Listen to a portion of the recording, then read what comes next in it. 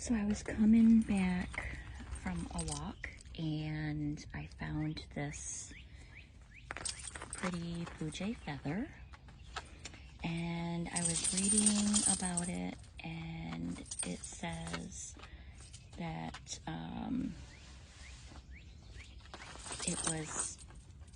it's a message of hope from a loved one to those in need of a positive perspective in the right direction.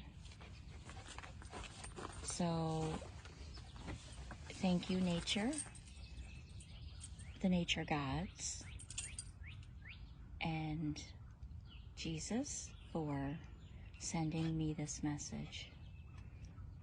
I also was reading that the North American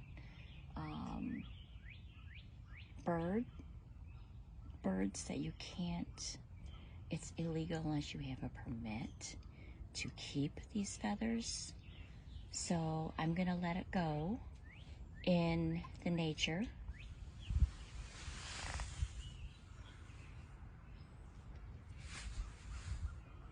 Well, I didn't go far, but